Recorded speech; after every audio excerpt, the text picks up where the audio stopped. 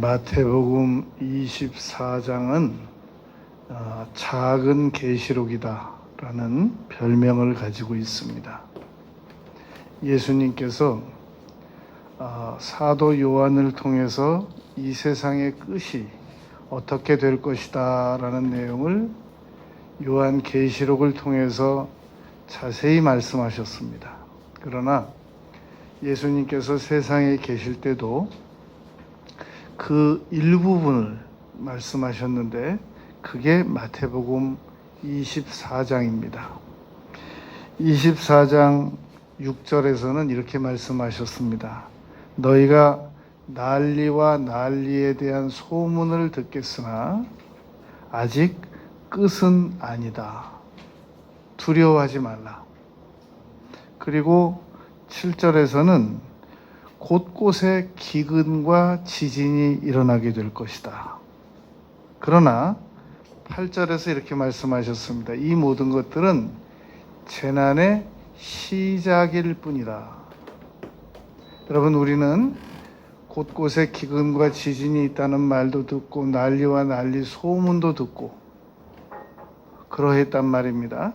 그런데 예수님께서 핵심적으로 말씀하시기를 이건 이제 시작이다 라고 말씀하셨습니다. 그러므로 오늘날 전 세계는 몹시 절망적이고 그리고 어디에서도 희망의 메시지를 듣기 어려운 상황입니다. 그러나 이것은 이제 시작에 불과하다라는 말입니다. 이 세상은 천국이 아닙니다. 우리는 천국을 가야지 이 세상에서 훈련받는 장소가 천국이기를 바라는 그 자체는 성경의 계약과 다릅니다. 그러므로 이러한 세상에서라도 우리는 희망을 가지고 살아가야 됩니다. 그런데 세상이 이렇게 힘드니까 나는 세상에서 희망도 안 가지고 살겠다. 그럼 더 힘듭니다. 그러면 더 제대로 살아갈 수가 없단 말입니다. 오늘 우리는 희망에 대해서 5가지를 생각할 겁니다. 첫째는 희망은 가지고만 있고 행동을 하지 않으면 아무 일도 안 일어납니다. 희망이 좋은 것은 분명합니다. 그러나 희망을 가지고 그 희망을 이루어내기 위해서 행동으로 옮기지 않으면 아무 일도 일어날 수 없다라는 말입니다. 로버트 풀검이라는 분은 이런 말을 했습니다. 희망은 어려움을 극복하게 하는 에너지다. 여러분, 희망 그 자체가 완제품이 아닙니다. 희망은 고난을 극복하게 하는 원동력이다 라는 것입니다. 여러분, 우리가 상식선에서 깡통 200개를 쌓아두고 한번 말로 무너지라고 명령을 해보시겠습니까? 무너집니까?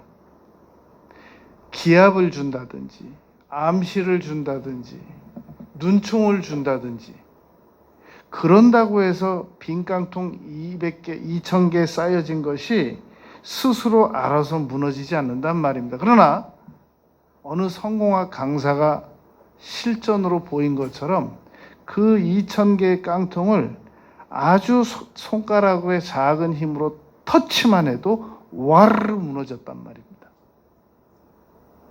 무엇인가를 얻으려면 행동해야 됩니다.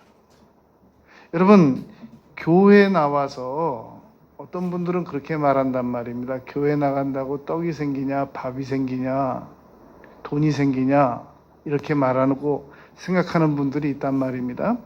교회를 나오면 떡을 얻을 수 있는 힘, 문제를 해결할 수 있는 힘, 병을 나을 수 있는 힘, 이걸 얻게 된단 말입니다. 교회에 나오면 병원비를 기다렸다 주거나 떡을 상자채 주거나 쌀을 주거나 그러지는 않는데 여러분들이 쌀을 얻으러 나갈 수 있는 힘, 병을 고침받기 위해서 기도드릴 수 있는 힘, 믿음, 고난을 극복할 수 있는 힘, 이런 것들이 얻어진단 말입니다. 교회에서 여러분 희망의 메시지를 들을 수 있기 때문에 그렇단 말입니다. 히브리서 4장 2절에 보면 그들에게 이 말씀이 유익되지 못하는 것은 믿음과 결부시키지 아니함이라. 옛 성경에는 믿음과 화합지 아니함이라 라고 기록되어 있는 말씀이 히브리서 4장 2절입니다.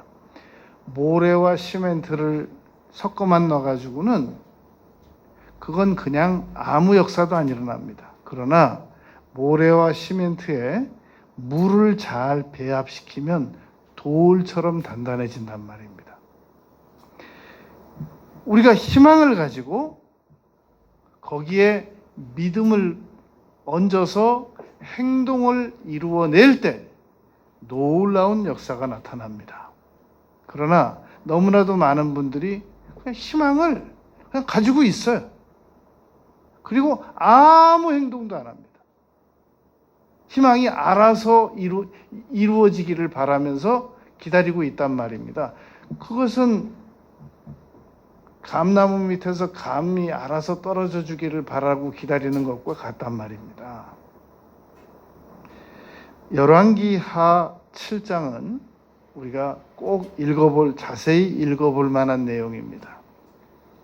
열왕기하 7장을 보면은 이스라엘에 아람 군대가 쳐들어와서 온통 그 성을 두르고 있었습니다. 옛날에 고대 전쟁은 한 나라가 한 나라를 쳐들어오면 성문을 굳게 잠그고 안에서 숨어버리기 때문에 안에서 식량이 떨어지기까지 기다린단 말입니다. 이스라엘을 쳐들어와 가지고 아람 군대가 그러했습니다. 그런데 왕이 성내를 순시하다 보니까 이 여인 둘이서 이 왕에게 하소연을 하는 겁니다.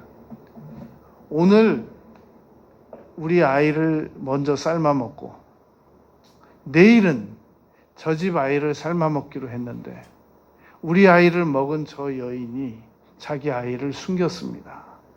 왕이 그 말을 듣고 극노했습니다. 옷을 찢고 하나님이 살아계시다면 어찌 이럴 수가 있네요. 이 모든 것이 다 하나님이 우리를 버렸기 때문이다. 하나님이 쓰신다고 하는 선지자 엘리사를 죽여라. 이렇게 말했단 말입니다. 왕의 신하들이 그 극노한 왕의 명령을 받고 엘리사를 체포하러 갑니다. 엘리사가 미리 알고 있었습니다. 그리고 자신을 체포하러 온 왕의 신하들에게 이렇게 말했습니다. 열왕기하 7장 1절에서 내일, 다음 주도 아니고 내일 사마리아 성문에서 이 밀가루가 거래될 것이고 정상적으로 음식이 생겨질 것이다 라고 말했단 말입니다. 그러니까 그 말을 들은 왕이 보낸 장관 중에 한 명이 이렇게 말했습니다.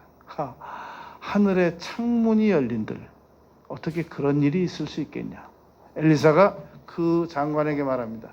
내일 네가 그걸 볼 것이다. 그러나 너는 못 먹는다.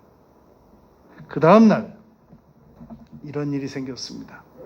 성 밖에 쫓겨나 있던 문둥병자 4명이 이제 먹을 게 없어서 이래도 죽고 저래도 죽으니까 이제 결단을 합니다.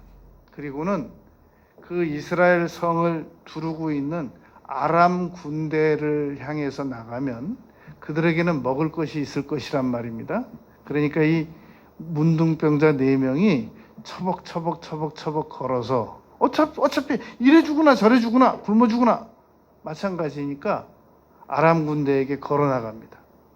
그런데 하나님께서 그 문둥병자 4명이 걸어가는 소리를 증폭시키셨습니다. 그래가지고 아람 군대 귀로 들어보니까 큰 군대가 몰려오는 겁니다. 몰려오는 소리가 들리는 겁니다. 그러니까 이 아람 군대가 저 이스라엘이 용병을 구했다. 그래서 우리를 공격하는 것이다. 겁을 먹고 다 도망간 겁니다. 그 아람 군대가 남기고 간 밀가루, 아람 군대가 남기고 간 말, 식량 이런 것들을 문둥병자 4명이 이거 우리만 알고 우리만 먹으면 이건 죄 받는다. 빨리 성 안에 알리자. 그래가지고 격리되어 있던 문둥병자 4명이 성 안에 그 소식을 알립니다. 성 안에서 지금 서로 자식 잡아먹던 상황이거든요. 문을 열고 나오면서 네가 그걸 보리라. 그러나 먹진 못하리라고 말했던 장관이 밟혀 죽었습니다. 그리고 바로 엘리사가 예언한 대로 그 다음 날 모든 기근이 다 해결되었단 말입니다.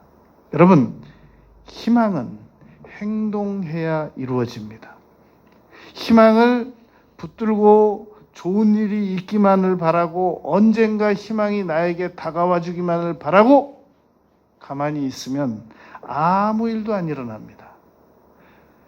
문둥병자 4명에 의한 이적이 열왕기하 7장에 있었던 것처럼 마가복음 2장에 보면 중풍병자 한 사람을 건강한 4사람이 예수님에게 메고 갔을 때, 그리고 지붕을 뜯었을 때 그 중풍병자가 환자가 자리에서 일어나서 걸어가는 놀라운 역사가 있었습니다.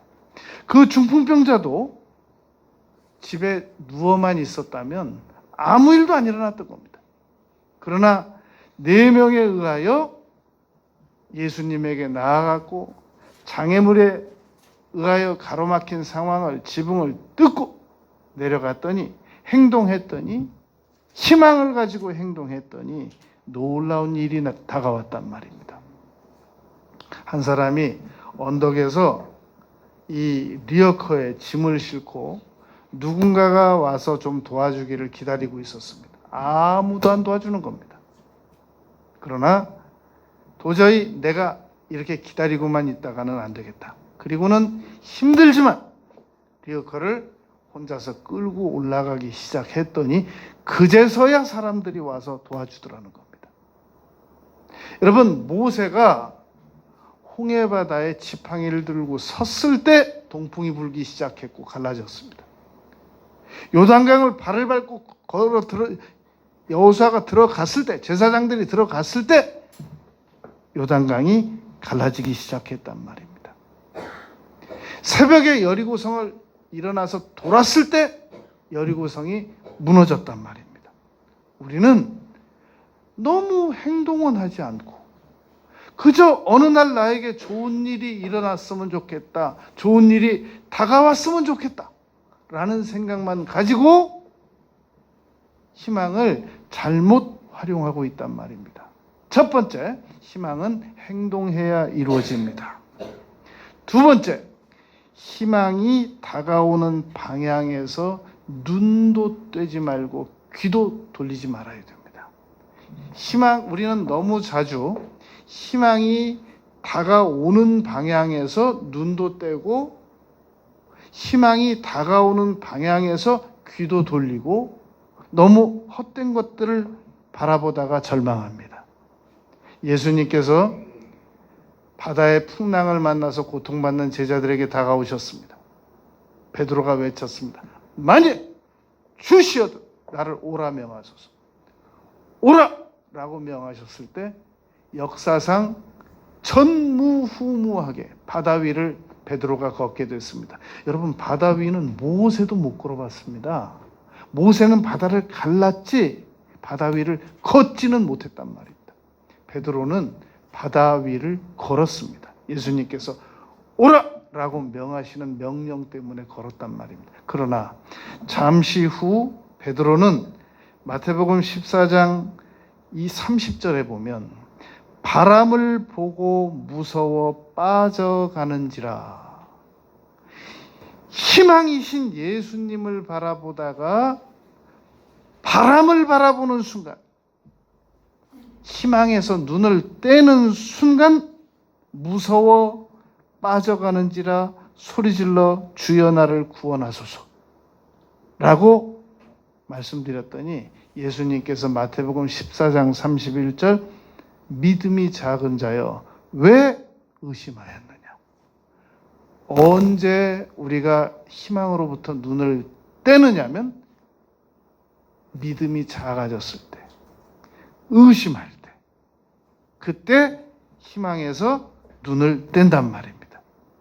희망을 바라보던 그 마음이 낙심되고 좌절되고, 계속 내가 희망을 바라만 보고 있어 봐야 무슨 일이 있겠느냐, 내가 어떻게 알아서 좀 해봐야 되지 않겠느냐 라고 예수님께서 가르쳐 주신 것에서 눈을 뗀단 말입니다. 여러분, 이 12해를 혈루증으로 고통받는 여인이 12해를 고통받았다는 말은 40살부터 고통받았다고 하면 지금 52살인 겁니다. 그런 여인이 많은 의원들에게 고통을 당했다라고 말했단 말입니다. 진단한다고 오라고 그러고, 그리고 경비 갖다 주고, 아무 병은 차도 없고 고통받았죠. 그런데 이 여인이 희망을 발견했습니다. 예수님의 옷을 잡기만 해도, 겉옷을 붙잡기만 해도 나을 것이다 라고 하는 희망을 발견하자, 그 장정들에 대한 장애물을 다 밀치고 극복하고 나가서 예수님 뒤에 가서 가만히 옷을 잡았습니다. 그때 예수님께서 누가 내 옷에 손을 대었느냐라고 찾으셨단 말입니다.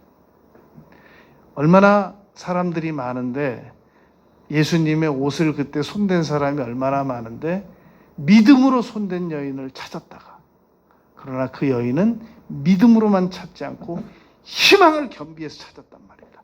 믿음과 희망을 합해가지고 행동으로 예수님의 옷을 잡았을 때 12해 동안 그 많은 의원들에게 아무 병의 치료가 차도가 없던 여인이 그 자리에서 치료를 받았단 말입니다. 여인아, 내 믿음이 너를 구원하였느니라, 치료하였느니라 라는 말씀의 선언과 함께 치료를 받게 됐습니다. 여러분, 믿음은 행동해야, 희망은 행동해야 이루어집니다.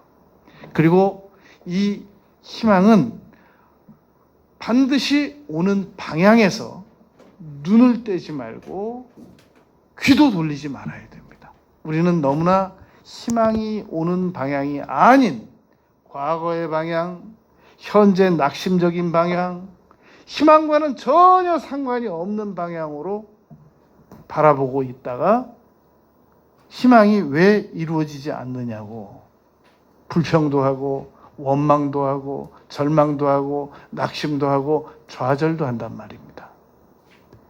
세 번째, 하나님께서 우리에게 희망의 메시지를 주실 때 절대 믿음으로 아멘 해야 됩니다. 이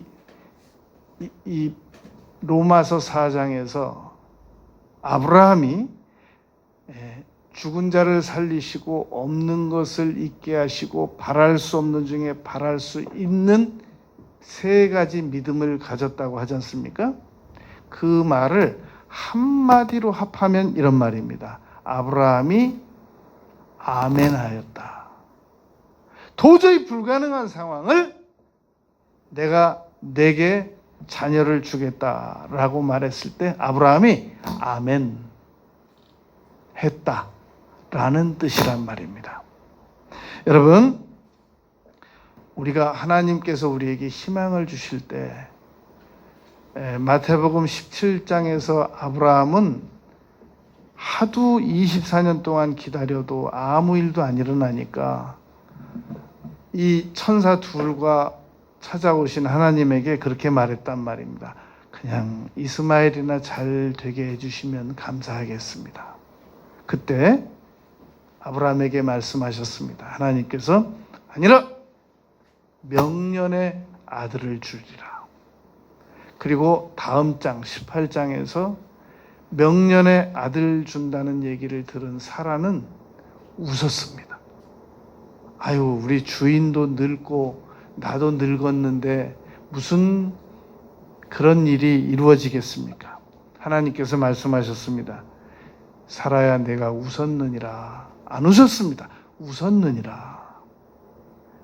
내 아들 낳거든 웃음이라는 뜻으로 이삭이라고 짓거라.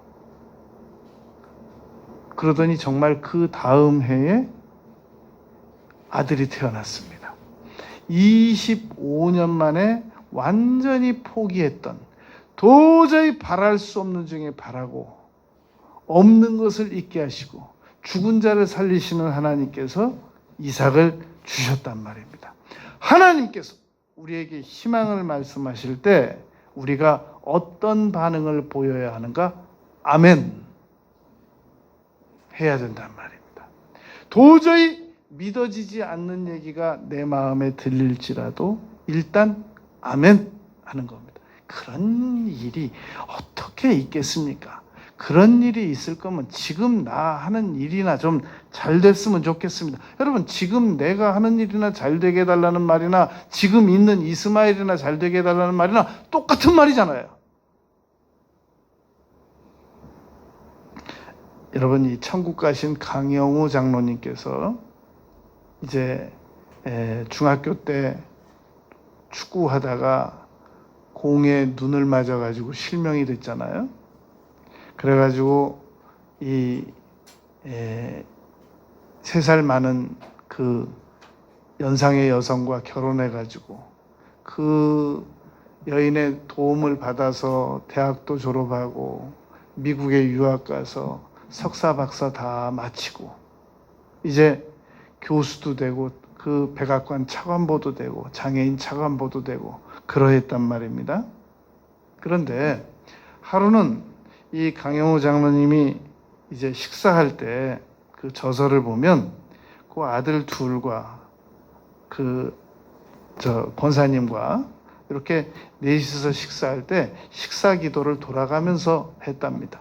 큰아들이 지금 안과 의사가 된 큰아들이 이렇게 하루는 기도를 드리더랍니다. 하나님, 우리 아빠 눈을 뜨게 해주셔서 저와 함께 야구도 하게 해주시고 저와 함께 축구도 하게 해주시고 이렇게 기도를 식사 기도 때 드리더래요. 이제 그 아들이 아버지 눈 고쳐준다고 안과 의사가 됐는데 그 강영훈 장로님이 그 얘기를 듣고 너무 마음이 아팠대요. 그래서 이제 기도를 드렸답니다. 하나님, 제 아들에게 어떻게 희망을 줄 수 있을까요? 지혜가 떠올랐대요. 그날 밤 불 다 끄고 잠자기 전에 아빠가 성경책을 읽기 시작한 겁니다. 아들아, 아빠가 성경책 읽어줄게. 컴컴한데 어떻게 읽어요? 아빠는 불 안 켜도 읽는다. 그래가지고 아빠가 그날부터 불 안 켜고 성경책 읽어주고 불 안 켜고 동화책 읽어주고 그런 겁니다. 장로님께서 이 아들에게 전하고 싶은 메시지는 그겁니다. 너는 왜 없는 것만 보냐? 너는 왜 아빠가 못하는 것만 보냐?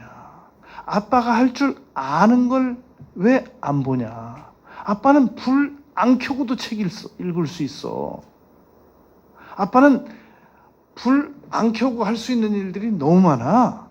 너는 왜 아빠가 잘할 수 있는 건 안 보고, 너는 왜 아빠가 못하는 것만 보고 낙심하냐? 라는 내용이 그 저서에 기록이 되어 있단 말입니다. 여러분, 하나님께서 우리에게 어떠한 희망을 주실 때 빌립보서 2장 13절 자기의 기쁘신 뜻을 위해서 너희로 마음에 소원을 두고 행하게 하시나니, 우리는 우리 마음속에 어떤 희망적인 소원이 딱 다가오면 처음에는 아멘으로 받으려고 그래요. 아멘.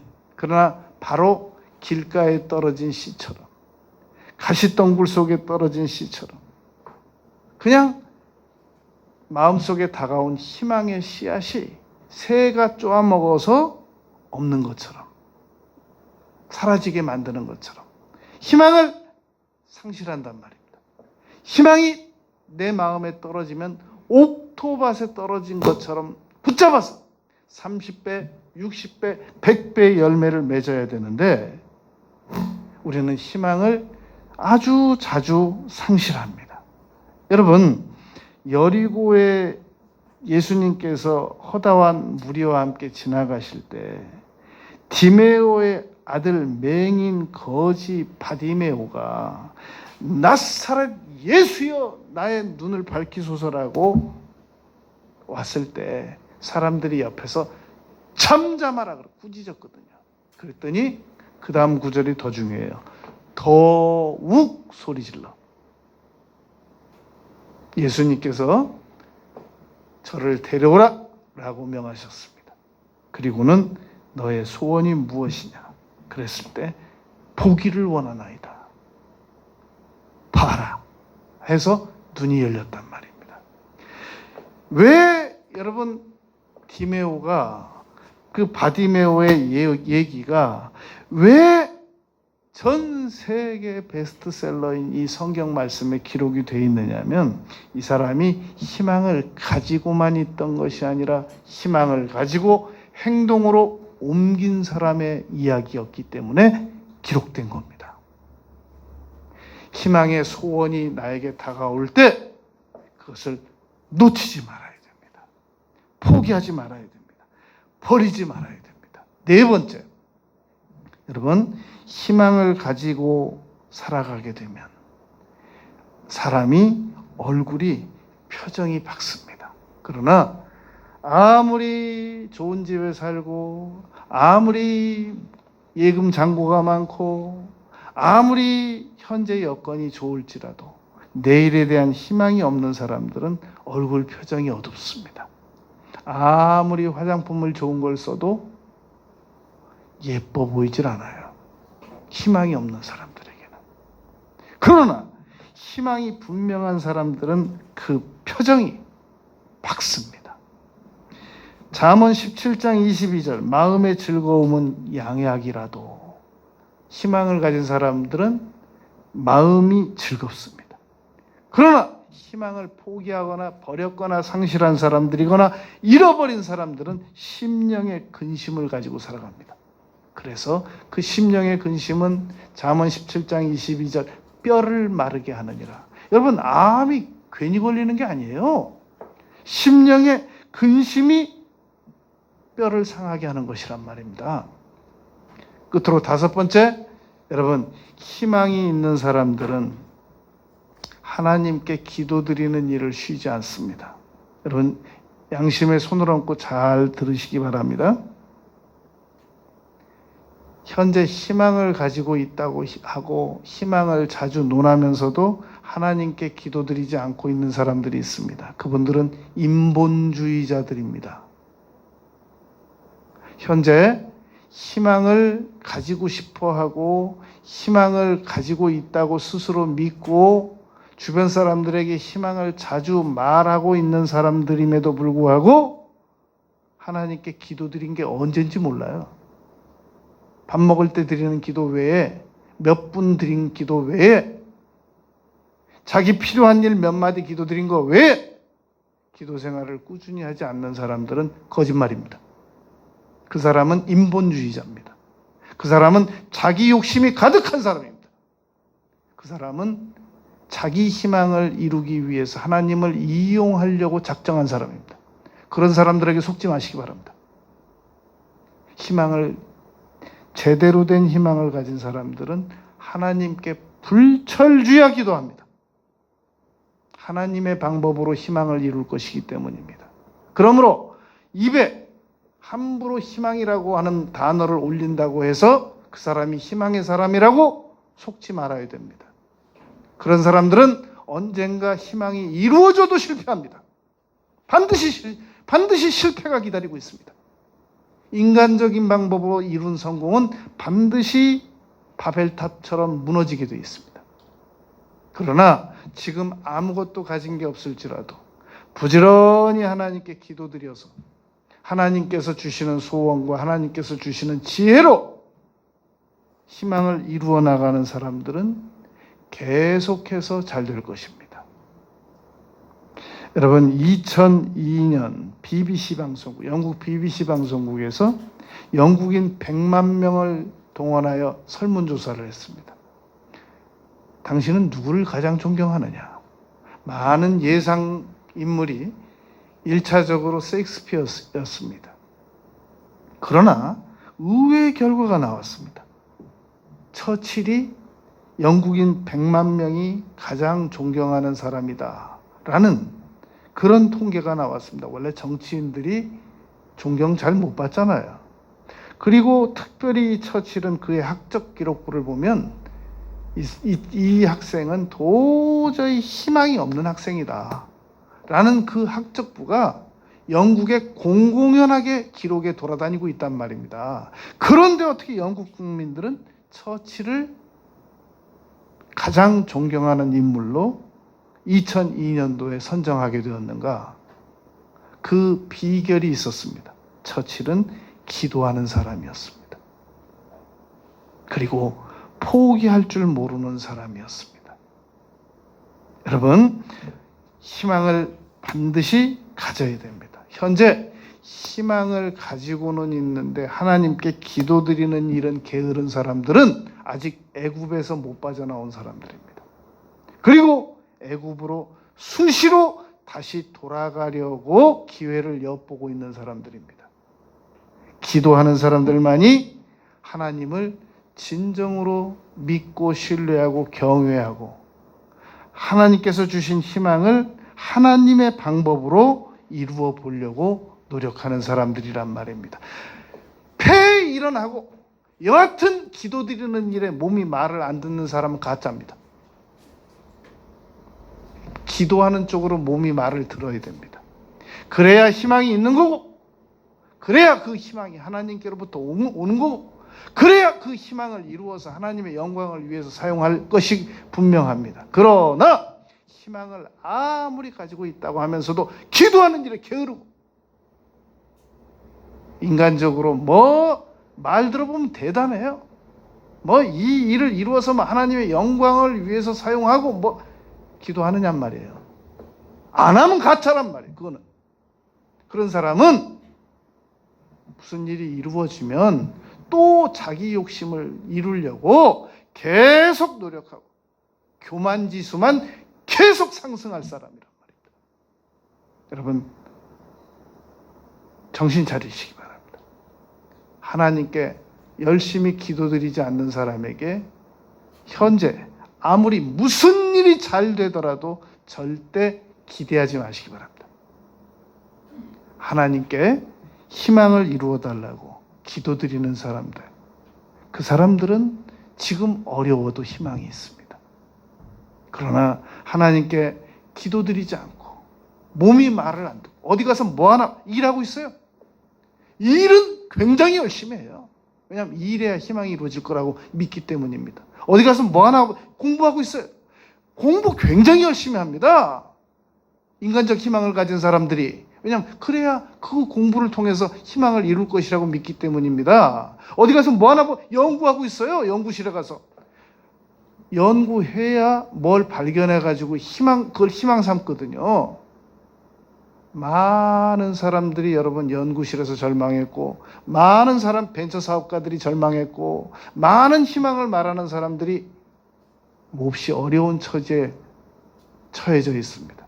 그러나 하나님께 절망 중에, 낙심 중에, 좌절 중에 간절히 부르짖는 기도의 사람들은 바디메오처럼, 혈루병 걸린 여인처럼 다 하나님께 쓰임받고 하나님께 영광 돌리는 아주 소중한 일꾼들이 되었단 말입니다. 오늘 본문 말씀입니다. 마태복음 11장 12절. 천국은 침노하는 자들의 것이랍니다. 침노하는 자는 빼앗는다는 겁니다.